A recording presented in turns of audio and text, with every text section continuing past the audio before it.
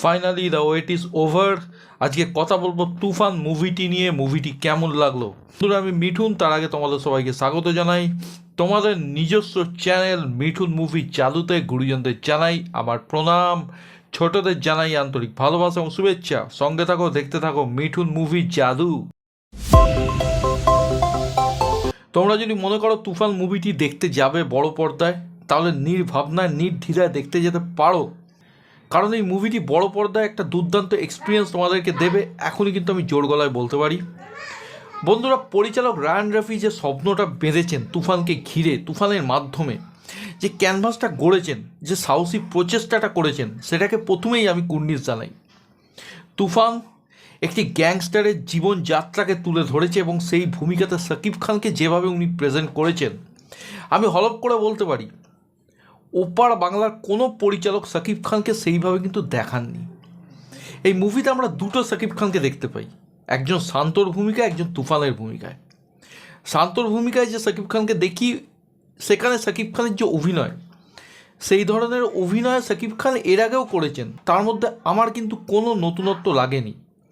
কিন্তু যেখানে শাকিব খান একজন অভিনেতা হয়ে উঠেছেন, সেই তুফান চরিত্রে শাকিব খান জাস্ট কিলার পারফরমেন্স দিয়েছেন। এই কথাটা আমি জোর গলায় বলতে পারি, যারা শাকিব হেটার্স তারাও মানবেন শাকিব খানের এখনও পর্যন্ত বেস্ট অভিনয় এই তুফান মুভিটিতে। এই তুফান মুভিটির আরেকটি বড় প্লাস পয়েন্ট, মুভিটি কিন্তু শাকিবময় হয়ে ওঠেনি। অনেক ছোট ছোট গুরুত্বপূর্ণ চরিত্র আছে মুভিটির মধ্যে, যাদেরকে কিন্তু যথেষ্ট ভালো স্পেস দিয়েছেন এবং ক্যারেক্টার বিল্ড আপ, এই ব্যাপারটা কিন্তু রায়ান রাফি খুব স্মার্টলি করেছেন। 15 বছরের একটি ছেলে, সে কিভাবে তুফান হয়ে উঠল, তার বাবার খুনিকে সে কীভাবে জনসমক্ষে খুন করলো, এগুলো কিন্তু ভালোভাবে উনি প্রেজেন্ট করতে পেরেছেন। এবং একটি বাচ্চা জন্মের পরই তার মা মারা যায় এবং তার সম্বন্ধে উক্তি করা হচ্ছে ছেলেটি রাক্ষস, জন্মেই মাকে খেয়ে নিয়েছে। এই ছোট ছোট দৃশ্যগুলো তুফানকে বোঝাতে ভীষণভাবে কিন্তু হেল্প করেছে। এই রকম অনেক ছোট ছোট মুহূর্ত কিন্তু মুভিটিতে আছে, যেটা মুভিটিকে একটা কমপ্লিট মাস এন্টারটেইনার হিসেবে আমাদের সামনে তুলে ধরে। মুভিটিতে দুটো লিডিং লেডি আছে, একজন হচ্ছেন নাভিলা ম্যাডাম, অপরজন হচ্ছেন মিমি চক্রবর্তী। নাভিলার প্রসঙ্গে যদি বলি, সে শান্ত বলে যে ক্যারেক্টারটা শাকিব খান করেছেন, তার বিপরীতে উনি প্লে করেছেন। তার অভিনয় যথেষ্টই ভালো, সে অত্যন্ত মার্জিত অভিনয়ের ছাপ রেখেছেন, কিন্তু একটা সময়ের পর তার চরিত্রটিকে সেভাবে আর পেলাম না। এখানে আমার পরিচালক এবং তুফানের মেকারদের কাছে একটাই অভিযোগ, চরিত্রটার কেন এই রকম অবস্থান হলো। এমন একটা চরিত্র যেটা শুরু থেকে ঠিকঠাকভাবে এগোচ্ছিল, কিন্তু একটা সময়ের পর চরিত্রর কোনো ট্রেস পাওয়া গেল না। পরিচালক রায়ান রাফির থেকে এই ধরনের খাপ ছাড়া ভাব কিন্তু আমি অন্তত অডিয়েন্স হিসেবে, একজন সিনেমা লাভার হিসেবে এক্সপেক্ট করি না। অপরদিকে যদি মিমি চক্রবর্তীর চরিত্রটা বলি, সূচনা নামক একটি চরিত্রে উনি অভিনয় করছেন। এক কথায় ফাটাফাটি ওনার চরিত্রের শেডও আছে এবং মিমি চক্রবর্তী খুব সুন্দরভাবে পোট্রেও করেছেন। এবং মিমি চক্রবর্তীকে বহু বছর পর কমার্শিয়াল জোনের মধ্যে কাজ করতে দেখে আমার অন্তত ভালো লাগছে। এছাড়া মিসা সওদাগরের একটি ছোট্ট গুরুত্বপূর্ণ চরিত্র আছে, সেটাতেও উনি ভালোভাবে অভিনয় করেছেন এবং প্রচুর ওপার বাংলার কমার্শিয়াল অভিনেতাকে ইউটিলাইজ করা হয়েছে এবং প্রপারলি কিন্তু ইউটিলাইজ করা হয়েছে।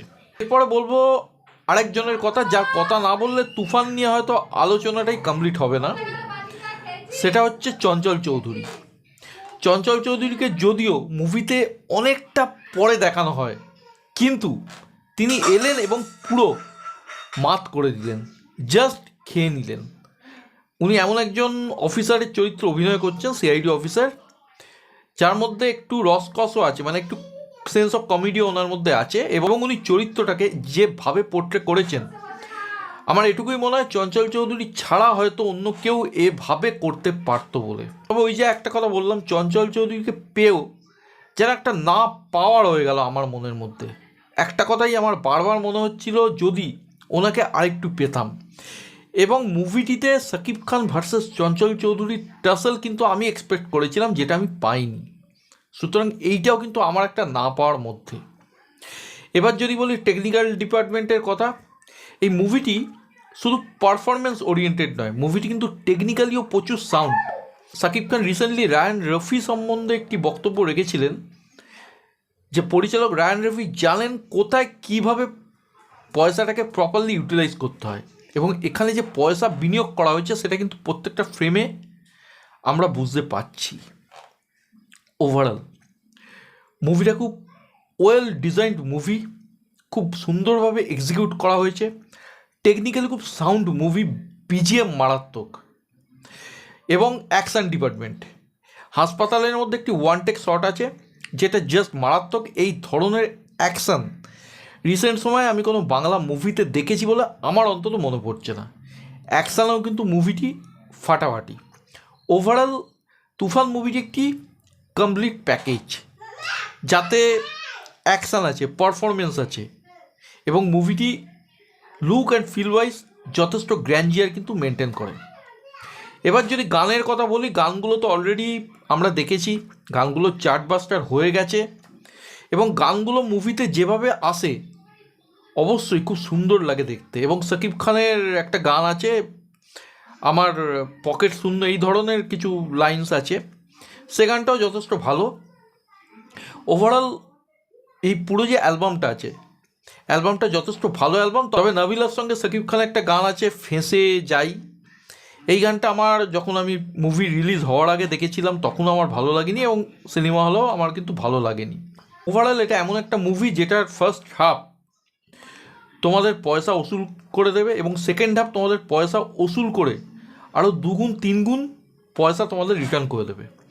মুভির ক্লাইম্যাক্সে কিছু মোচড় আছে যেগুলো দেখতে অবশ্যই ভালো, যদি অনেকের মুভির যে ক্লাইম্যাক্সের মোচড় আছে সেগুলো দেখে অনেকের প্রেডিক্টেবল মনে হতে পারে, বা অনেকে এই মুভিটির মধ্যে কেজিএফ জওয়ান অ্যানিম্যালের কপিও পেতে পারেন।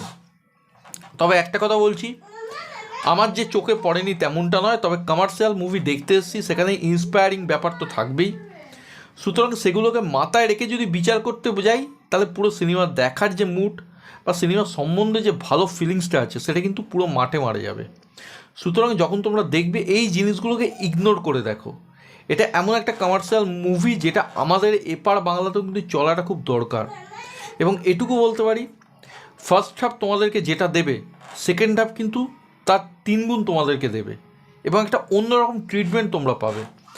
পরিচালক রায়ান রফি স্টোরি বিল্ডিংয়ের ক্ষেত্রে কোনো রকম কম্প্রোমাইজ করেননি, একটা স্মার্টলি উনি প্রেজেন্ট করেছেন মুভিটিকে, এবং এডিটিংও মুভিটার অত্যন্ত শার্পলি করা হয়েছে, যেটা এই ধরনের মুভির জন্য কিন্তু একেবারেই যথাযথ বলে আমার মনে হয়। ভালো গান আছে, পারফরমেন্স আছে, অ্যাকশান আছে, এবং ক্লাইম্যাক্সে ভালো মোচড় আছে। সব দিক দিয়ে একটা কমপ্লিট প্যাকেজ হচ্ছে তুফান, যেটা বক্স অফিসে আশা রাখবো এপার বাংলাতেও রীতিমতো কিন্তু তুফান মাচাবে। এবং শাকিব খান, আবারও বলছি, একদম তুফানি পারফরমেন্সে ভরিয়ে দিয়েছেন। ওভারঅল এই মুভিতে প্রত্যেকটা অভিনেতাই নিজেদের মতো করে কিন্তু তুফানের সাথ দিয়েছেন। ক্লাইম্যাক্স এবং পোস্ট ক্রেডিট সিন এটা অবশ্যই কিন্তু মিস করো না, এবং মুভিটি যেভাবে শেষ হচ্ছে অবশ্যই তুফান 2 এর একটা ইঙ্গিত কিন্তু দিচ্ছে। আমি তো আশা রাখবই তুফান 2 এর জন্য। তোমাদের কি এক্সপেকটেশন তুফান 2 এর, সেটা কিন্তু আমাকে জানাতে ভুলো না। তোমরা যারা দেখেছো কেমন লাগলো মুভিটি আমাকে জানাতে পারো কমেন্টে। আমার ভিডিও সম্বন্ধে নিজেদের মতামত অবশ্যই জানিও, এবং যদি ভিডিও ভালো লাগে ভিডিওটাকে লাইক করো, শেয়ার করো, চ্যানেল বা ভিডিও নতুন হলে সাবস্ক্রাইব করো, এবং ফার্দার নোটিফিকেশানের জন্য বেল আইকনটি অবশ্যই কিন্তু ক্লিক করতে ভুলো না। সকলে ভালো থেকো, সুস্থ থেকো, টেক কেয়ার, বাই বাই।